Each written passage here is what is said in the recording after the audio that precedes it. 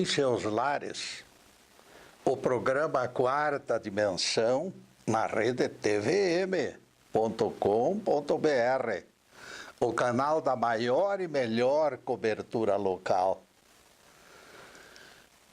Crucificação era suplício adotado pelos romanos. Havia Ápia, muitas vezes, amanheceu emoldurada por milhares de cruzes, em silenciosa advertência aos infratores.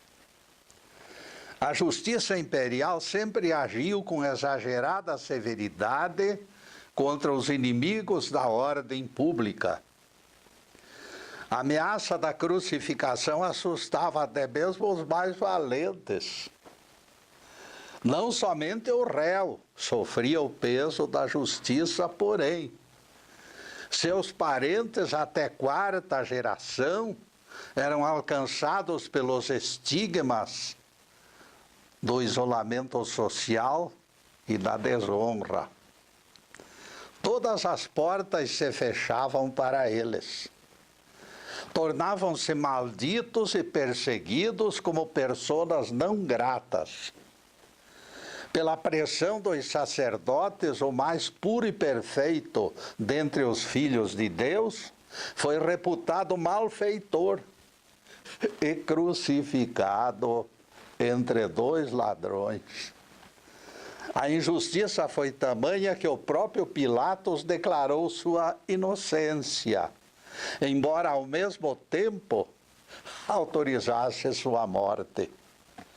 Equipe TVM complementa a mágica.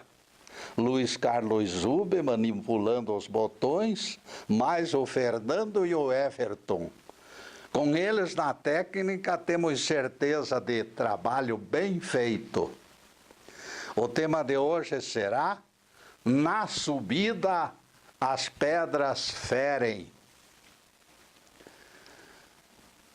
Numa reunião de estudos do Evangelho, Alhures, alguém me fez uma perturbadora pergunta: por que Deus terá submetido seu Filho, Jesus, a tantos sofrimentos?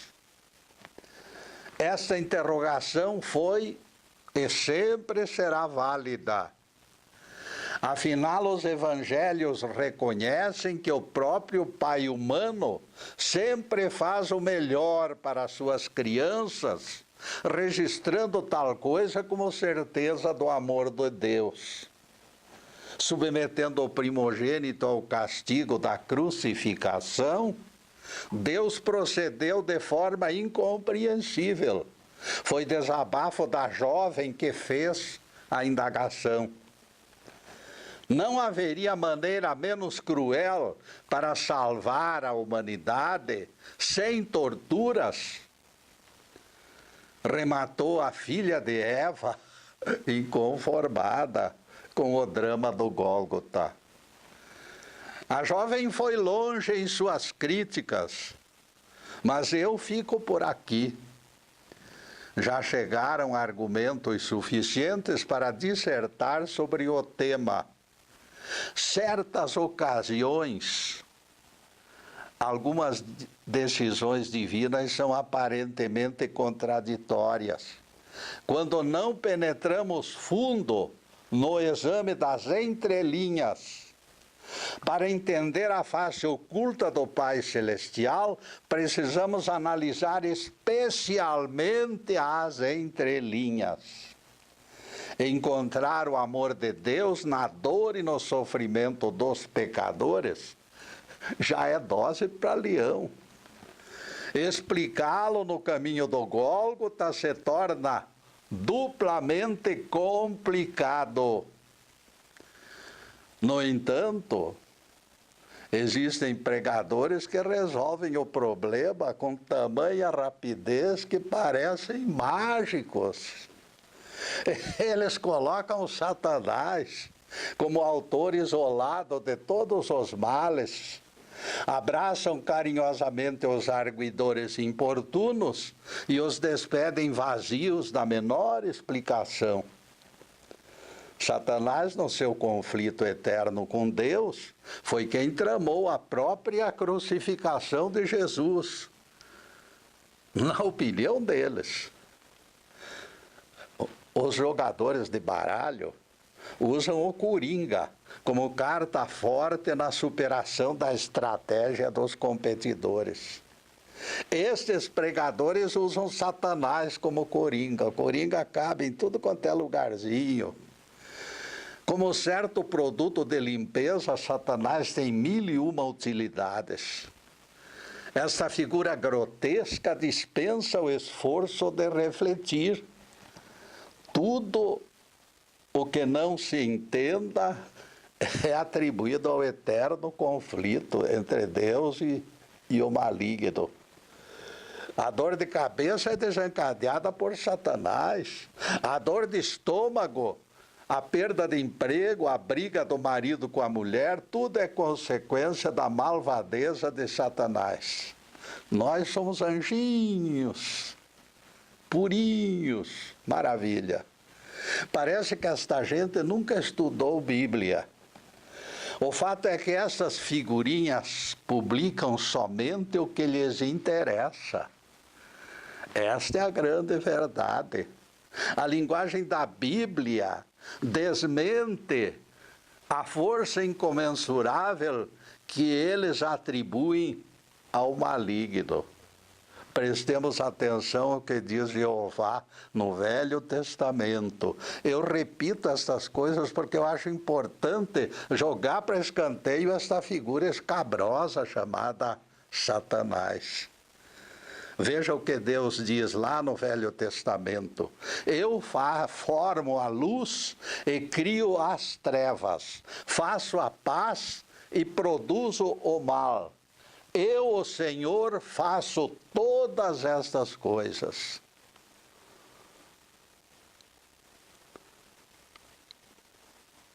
Palavras de Jeová, em Isaías 45, verso 7. Eu fiz uma pausa para vocês meditarem sobre o assunto. Fica evidente que Satanás, inventado, não serviria para nada, porque a divindade assume a autoria de eventos, bons e maus.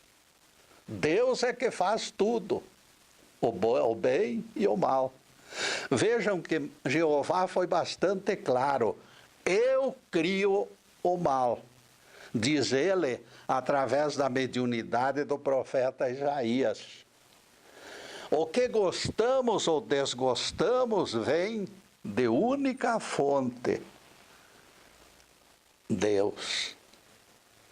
Não existe este Deus do inferno criado pela teologia, pela simples razão de que Deus assume a autoria do próprio mal e também assume a totalidade do poder para ele. Não existe poder fora do Altíssimo. Se existisse Satanás poderoso, portanto, a Bíblia estaria errada. Por quê? Pelo simples motivo de que todo o poder pertence a Deus.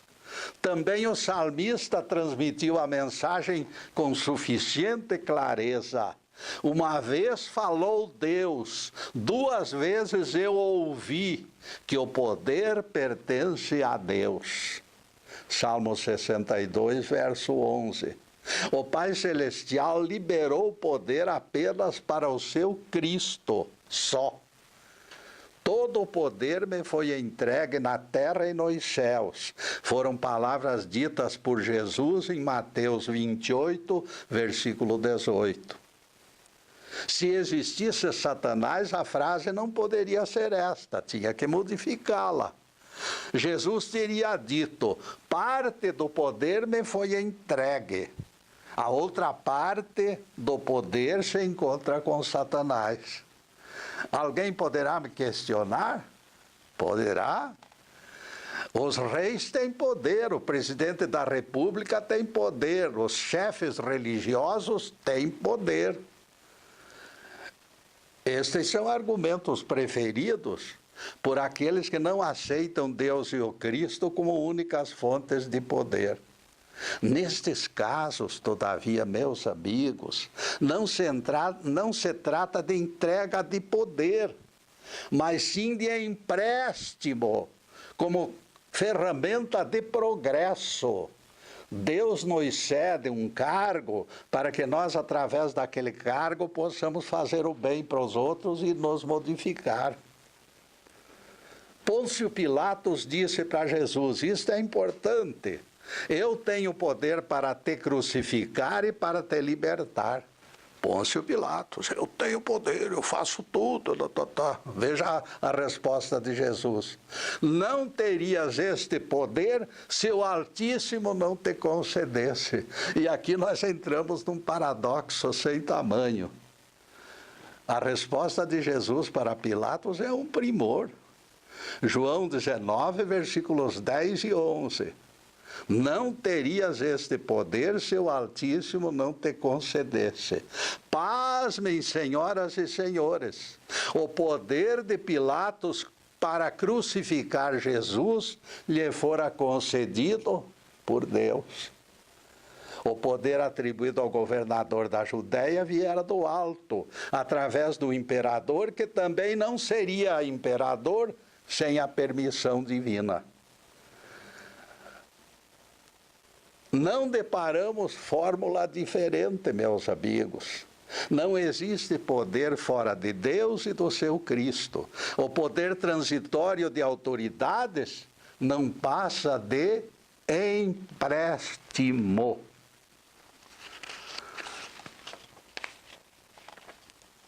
Fica de pé o nosso argumento essencial. O Deus do inferno não existe. Não restam fontes de energia para abastecer as garras do seu poder, do maligno. O poder que os humanos ostentam representa a ferramenta emprestada para ajudá-los no crescimento espiritual. Seria completo despropósito que Deus emprestasse também parte do seu poder a Satanás. Seria a coisa mais absurda que possa existir. O maligno, se existisse, permaneceria macambúzio num canto, sem ânimo e sem coragem, porque lhe faltaria adrenalina. Desta maneira, nós entendemos as palavras de Jeová. Eu crio o mal. Nada funciona fora da divindade. Nem as trevas, nem a luz, nem o bem, nem o mal poderiam ser criados fora de Deus, porque Ele é a única fonte de qualquer energia. E aqui surge a controvérsia. Mas esta controvérsia vamos passar para o próximo bloco, porque agora nós vamos fazer a primeira interrupção no programa para os comerciais do canal, mas é um instantinho só. Daqui a pouco estaremos de volta. Obrigado.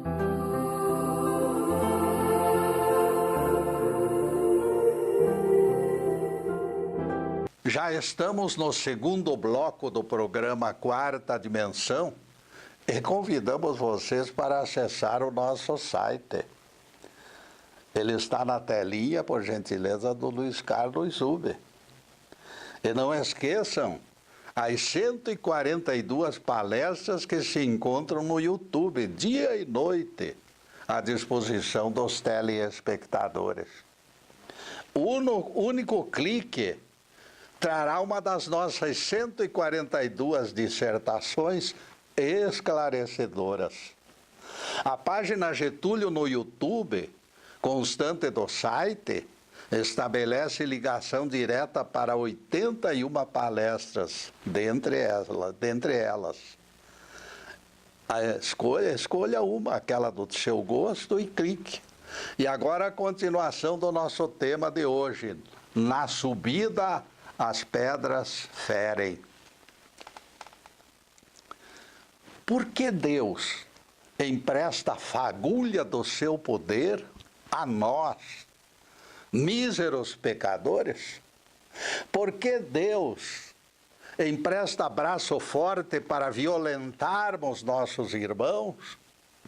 Por que Deus revestiu Pilatos de poder, se Pilatos autorizaria a morte do seu filho dileto? Uma coisa aflora neste imbróglio. Aquilo que nós consideramos como mal é ingrediente benéfico na estratégia de Deus. O mal não existe como nós o conhecemos, em nossa estreita visão da realidade. O mal, no conceito de Deus, é correção de rumos. Em Jesus o mal prevaleceu para que as cortinas se abrissem. O Apocalipse nos aponta o Cristo universal, que é sacrificado em todos os mundos do universo. Apocalipse 13, versículo 8, diz assim: no livro da vida do Cordeiro que tem sido martirizado desde o princípio do mundo. Apocalipse 13, verso 8. Jamais surgirá Redentor sem sangue e sem sofrimento, porque é a prova dos 9 da sua condição espiritual superior.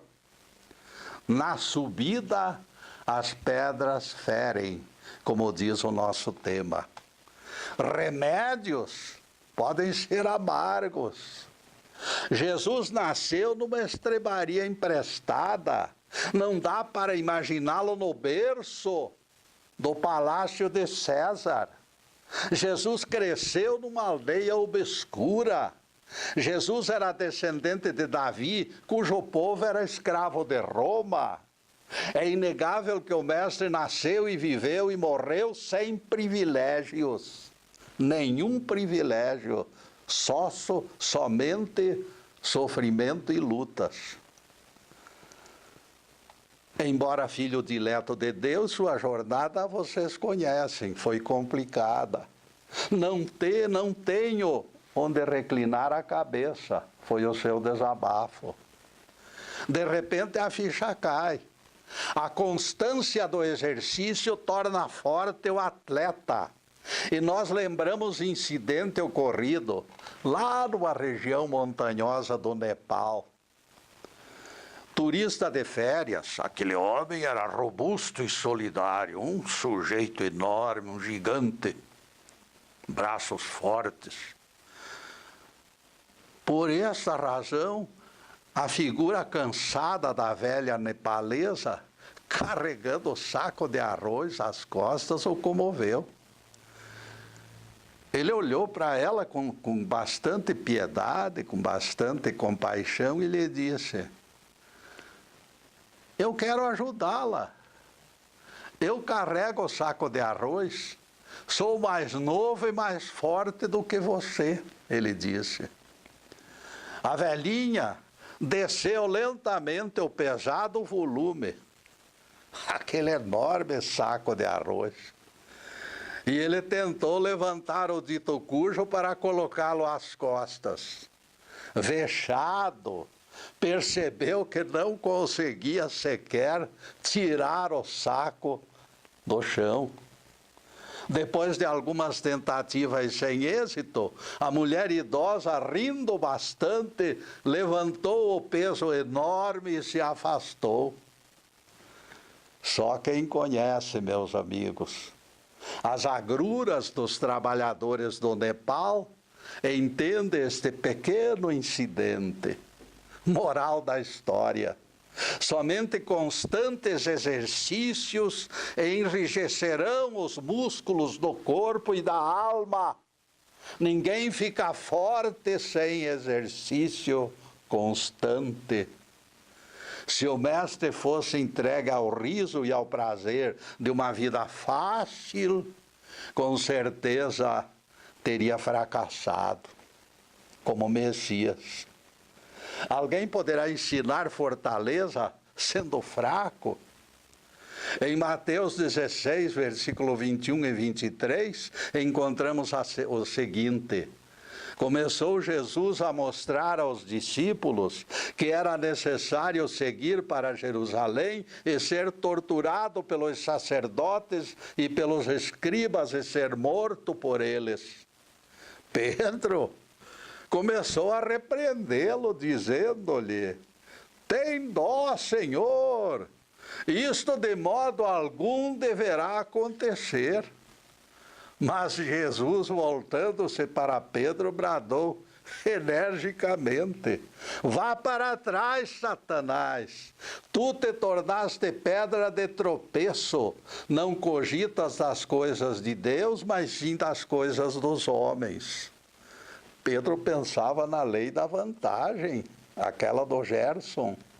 Crucificação? De jeito nenhum. Pela ótica de Pedro, Jesus se obrigava a usar seus poderes. Teria que viver 100 anos com os seus amigos. Logo agora que a vida estava tão gostosa, Jesus falava em morte. Afinal, o mestre tinha condições de criar conforto e segurança para todos eles. Percebam, meus amigos, que aqui se encontra o ponto. Pela nossa ótica humana, Pedro estava coberto de razões, porque nós queremos vantagens. Se vivêssemos tão somente neste mundo, o apóstolo Pedro estaria dando conselho sensato. Pedro poderia até mesmo voar mais alto. Que tal restaurar o trono de Davi em benefício de Jesus, com Simão Pedro de assessor direto? Que se danassem os romanos. O Rabi Galileu tinha poderes e poderia massacrá-los. Como parente de Davi, ele seria guindado ao trono. O povo colocaria a coroa na sua cabeça. Tais divagações ocuparam a mente do apóstolo Pedro. Jesus leu seus pensamentos e cortou os seus sonhos malucos. E ele o fez com bastante energia. Vá para trás, Satanás, disse Jesus. O homem pode se tornar Satanás, mas Satanás não existe, é só um símbolo da maldade. Depois de todos esses comentários, nós chegamos ao primeiro ponto concreto. Havia concordância entre Jesus e Deus. A cruz era o único caminho. Vejam que Jesus não admitia sequer discutir o assunto. Viera com aquela missão e haveria de cumpri-la de qualquer maneira. Aliás, a decisão do advento de Jesus não fora tomada assim, em cima do joelho, depressa, não. Os profetas antigos apontaram o sofrimento e o martírio do Messias com enorme antecedência. Ele é o desprezado, o último dos homens, o varão das dores experimentado nos trabalhos. Isaías 53, verso 3. Foi maltratado, mas não abriu sua boca, porque aceitara tudo voluntariamente. Isaías 53, verso 7. Fica claro, portanto, que Jesus se entregara por vontade própria aos seus flageladores. Pedro sabia que ele poderia rechaçar as legiões romanas se quisesse. Por isso tentou precipitar os acontecimentos. Obrigar Jesus a reagir com violência era a solução. O apóstolo então cortou a orelha de Malco com este objetivo. Seu gesto violento forçaria exaltação dos ânimos e a batalha se tornaria inevitável. E neste ponto, caríssimos, nós vamos fazer outra interrupção rápida em nosso programa para os comerciais do canal. Mas é um zás. Daqui a pouco estaremos de volta. Obrigado.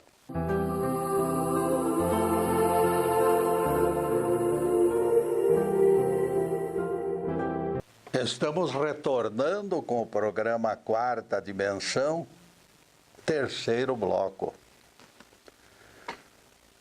Saduceus modernos continuam de pé atrás, negando a preponderância dos espíritos na parceria da vida. Saduceus materialistas proclamam que o corpo de carne é força motriz do vivente e que o espírito sem o corpo ficaria sem rumo. Meu querido saduceu moderno, eu desejo que você me responda apenas uma única pergunta. Não quero mais, só a resposta de uma pergunta. Jesus, após a crucificação na sexta-feira, desceu à colônia espiritual onde viviam almas desobedientes, ainda dos tempos de Noé. Estavam vivas lá esperando. Ele desceu para pregar evangelho aos residentes daqueles mundos. Seu corpo só ressuscitaria na manhã de domingo. Estava inerte lá no túmulo de José de Arimateia. Se a teologia dos saduceus modernos proclama que o espírito depende do corpo e nada produz de si mesmo, como Jesus se locomoveu então? E como pregou o evangelho àquela gente? O fato é que o mestre esteve lá e o seu corpo ficou no sepulcro inerte. O evangelho nos informa para dar clareza ao assunto. Foi e pregou aos espíritos em prisão, os quais foram desobedientes nos dias de Noé.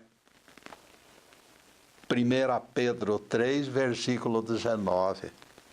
E depois desse pinguinho de doutrina, a continuação do tema: na subida as pedras ferem. Agredindo Malco, Simão Pedro imaginou apressar a guerra e o esperado triunfo de Jesus sobre os romanos. Percebam que os apóstolos há muito tempo já discutiam sobre a distribuição de cargos no reino de Jesus. Há muito tempo eles brigavam entre si pelos primeiros lugares. Enganaram-se, portanto, os que apostaram no Jesus político. As ilusões de grandeza foram desfeitas. Disse Jesus a Simão Pedro: mete a espada na bainha. Meu Pai liberaria 12 legiões de anjos se eu lhe pedisse. Mateus 26, versículos 51 a 53. Renovando seu firme propósito, o Nazareno implantou a orelha e curou a ferida do soldado. Em seguida, ele se entregou aos flageladores, sem a menor resistência. No caminho do Calvário, Jesus se preocupava mais com os outros do que consigo mesmo. O evangelista Lucas narra este fato com detalhes. Numerosa multidão o seguia e também as mulheres, que batiam no peito e choravam. Voltando-se para elas, Jesus lhes disse: filhas de Jerusalém, não choreis por mim, chorai antes por vós mesmas e pelos vossos filhos, porque se ao lenho verde fizeram isto, que não será feito ao lenho seco? Lucas 23, versículos 27 a 31. Vejam vocês que nós comprovamos pelas Escrituras que o sacrifício era inevitável e necessário. Em todos os mundos, o Cordeiro de Deus de cada planeta sofre a pena máxima. E o Apocalipse nos revela o epílogo sangrento do Cordeiro que foi imolado desde o começo do mundo. Apocalipse 13, versículos 8, vejam lá. Somente depois de martirizado é que se revela um Cristo em todos os planetas habitados do universo. Acreditamos provado que o Messias concordara voluntariamente com o martírio. Embora com poder para rechaçar seus perseguidores, ele seguiu como ovelha para o matadouro. Resta-nos tão somente esclarecer algo mais desta matéria controvertida. Deus não teria a fórmula menos dolorosa para promover um Cristo? Voltemos ao profeta Isaías, porque ele foi cortado da terra dos viventes. Eu, Deus, o feri por causa da maldade do meu povo. Isaías 53, versículo 8. Prestem atenção nesta frase. Eu o feri por causa da maldade do meu povo. O Pai Celestial permite o sacrifício do justo para aliviar o clamor da justiça. De tempos em tempos, Deus precisa abrir a válvula que regula o calor das transgressões humanas. Na caldeira do engenho a vapor, meus amigos, que vocês conhecem, a fervura não pode exceder os limites. Quando atinge determinado grau, a explosão torna-se inevitável. Se o maquinista se descuidar, o engenho irá pelos ares. No caso de planeta, a pressão da violência é a fervura perigosa. É imperativo de segurança planetária intervir para controlar o excesso de calor da maldade humana. O dilúvio foi uma dessas intervenções. Sodoma e Gomorra representaram outro exemplo. Depois o próprio Filho unigênito foi sacrificado para garantir a continuidade da integralidade do planeta. Recebendo nele o impacto da justiça, o Nazareno desviou do planeta os efeitos da catástrofe. O clamor da justiça explodiu sobre o enviado de Deus, com todas as consequências. Depois do sacrifício de Jesus, ainda nos resta outro ajuste, que virá brevemente: o juízo final. A lei é implacável. Ninguém se escapará dos seus erros enquanto não os resgatar diante de Deus. Quando a civilização de um planeta atinge níveis insanos, a válvula tem que ser acionada. O resfriamento precisa ocorrer com urgência. A válvula da caldeira precisa ser aberta. Muitos sofrerão se tardarem providências. Tão certo como lançarmos fósforo aceso em depósito de gasolina, a explosão vai desmanchar a cidadela dos perversos. É bastante alto o preço da ignomínia. Os hebreus, equivocados pelas suas fantasias, usavam pombas, ovelhas e bois no ilusório propósito de pagar pecados. Eles captaram apenas o trecho simbólico da mensagem portadora de certeza de salvação para todos, porque todos nós seremos salvos. Vai demorar, mas seremos. Todos serão. Ninguém ficará para a vitória do outro, lá do outro lado, como eles chamam, porque eu não acredito naquele infeliz. O sangue protelou a dívida coletivamente, mas não saldou a conta individual de cada um. A redenção individual só vai ocorrer quando o nosso Cristo interno vencer a resistência da nossa natureza perversa. Ele é aquela luz que ilumina todo homem que vem a este mundo. João capítulo 1, versículo 9. A raça adâmica carregou maldição da dívida contraída no Éden. Moisés reavivou a memória daquela gente. O martírio daquele outro Cristo em Éden estava presente nas suas recordações. E dentre eles, aquele malandro sugeriu maliciosamente: estão aí os animais para serem degolados em nosso lugar. Os animais pagaram o pato, como diz o povo. Era tão grande a certeza da queima de pecados que alguns povos adotaram até sacrifícios humanos. Crianças eram lançadas na fogueira para acabar com o pecado dos pais. São lembranças vagas de outras vidas e de outros mundos. Se Jesus descesse à terra hoje, meus amigos, ninguém duvida de uma coisa. Os fariseus e escribas modernos o colocariam na cadeira elétrica. Uma coisa é verdadeira: Jesus não atingiria 33 anos. Ele colocaria em perigo os negócios milionários desses fariseus pregadores que existem por aí, se enriquecendo, logrando o pobre povo brasileiro. Os fariseus modernos não suportariam sua pregação revolucionária e universalista.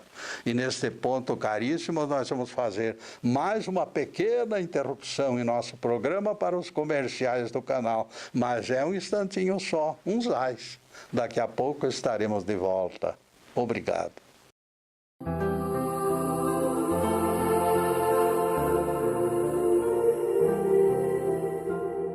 E atingimos o último bloco do programa Quarta Dimensão. O tempo passou rápido como o cavalo de raça. E coloquem na agenda, sexta-feira é nosso dia de encontro. A partir das 16 horas das sextas-feiras, sempre estaremos aqui, ao vivo e a cores. Na próxima sexta-feira, focalizaremos outro assunto ligado à Bíblia e aos evangelhos. Em seguida, os últimos questionamentos sobre o assunto de hoje. Na subida, as pedras ferem. Neste momento, meus caros, outra interrogação deverá estar bailando na cabeça de vocês. Afinal, Jesus desceu à terra apenas para desarmar bomba, só uma bomba. Sim, Jesus veio para desarmar a bomba da nossa irresponsabilidade. É verdade. Ele é o redentor coletivo da raça humana, mas nós teremos que responder pelos nossos atos. A sua missão principal foi abrir a válvula para afastar iminente perigo de explosão. Perante a justiça implacável, ele se apresentou como réu, protelando o desfecho da tragédia. Mas Jesus foi mais longe e revelou a fórmula de afastar futuras crises. Ele disse: eu sou o caminho, a verdade e a vida. Ele mesmo era o talismã. O seu evangelho constitui a fórmula de salvação. Ele veio para nos dizer que na ascensão, na subida, as pedras ferem. No mundo tereis aflições, disse Jesus. Aqui se explica por que ele atravessou vida pobre e sofrida, ele foi ministrado o batismo de fogo nas alturas do Gólgota. Porque João disse: eu vos batizo com água, mas ele tem capacidade para batizar a todos com fogo, o fogo das provações. Este é o verdadeiro batismo. Nas alturas do Gólgota, Jesus provou isto, para que entendêssemos. Se tivesse nascido em berço de ouro, habitando palácios, perderia preciosas ligações com os fracos e com os oprimidos. Nos passos do Calvário, ele construiu esperanças para milhões e milhões de excluídos. Jesus se fez pequenino para que os pequeninos entendessem e tivessem chance. Ensinou-lhes verdades simples e descomplicadas. Caminhou com eles pelas estradas empoeiradas da Palestina. Se o grão de trigo não morrer, ficará sozinho. Mas se morrer, produzirá muito fruto. Para germinar, a semente terá que morrer na terra-mãe. Para crescimento do Evangelho, foi indispensável adubar a terra com o sangue do Cordeiro Divino. Se Jesus vivesse 100 anos com saúde e paz, ele seria semelhante a milhares de outros profetas. O drama da sua morte prematura foi marca da sua natureza divina. Assim como Moisés levantou a serpente no deserto, assim importa que o Filho do Homem seja levantado, para que todo aquele que nele crê seja salvo e tenha a vida eterna. Elevado na cruz, ele se tornou Cristo planetário. No alto da montanha das bem-aventuranças, ele nos apontou as vantagens da justiça e do amor. Aqui precisamos esclarecer algo de forma definitiva. O varão das dores, porém, é o penúltimo ato. O Cristo ressuscitado é o epílogo do drama. Para nós, meus amigos, a paixão foi página virada. O nosso Cristo já desceu da cruz. A mostra do poder e da vitória do nosso Deus já vislumbramos no domingo de Páscoa. Todo o sofrimento da ascensão se tornou prelúdio para o ato supremo de Jesus, transformado em Cristo.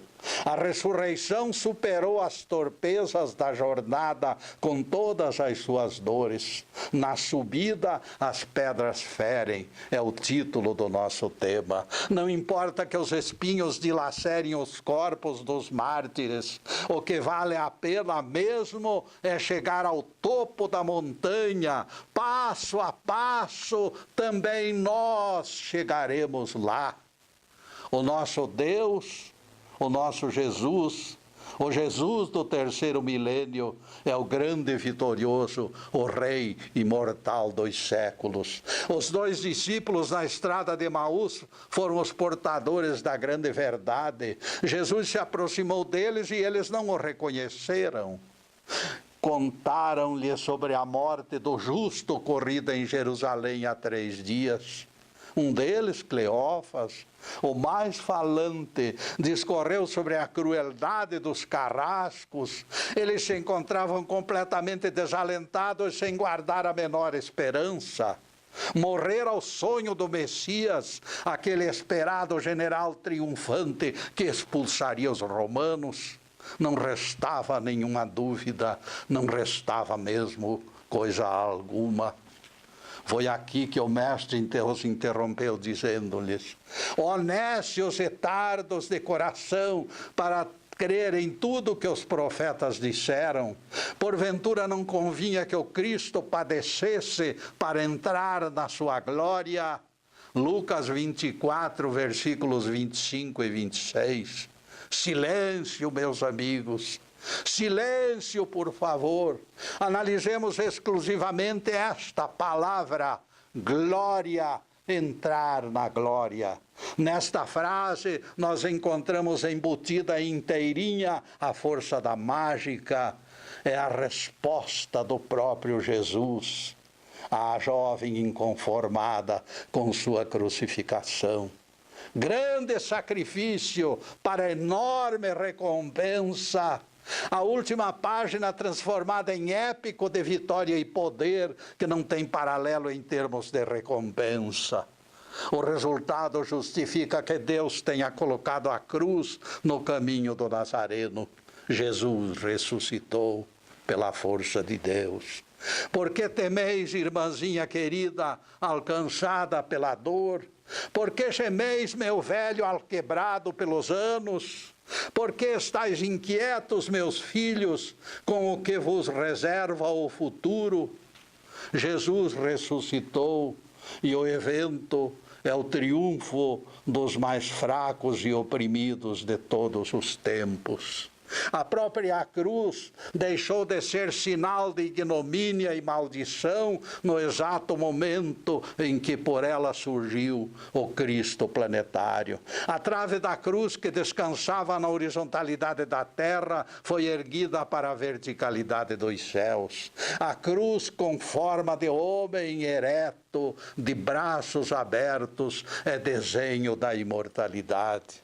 Não mais tristeza, não mais insegurança, não mais doença. O grande mestre que nasceu numa estrebaria nos aponta o infinito.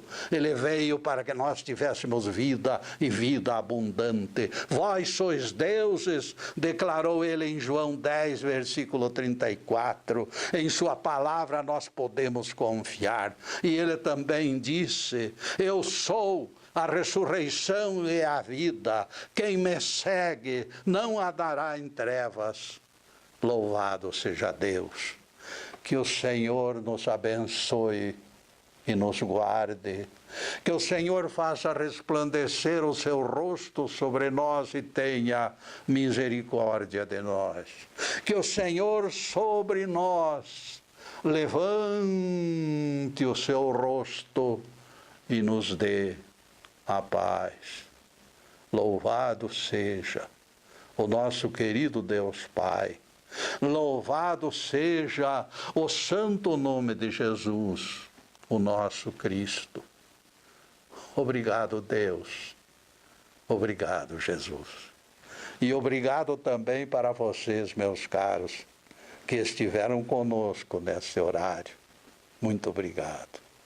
Que as bênçãos divinas desçam pródigas, carregando prosperidade, saúde, alegria, paz, tudo de bom, mas acima de tudo, amor no coração.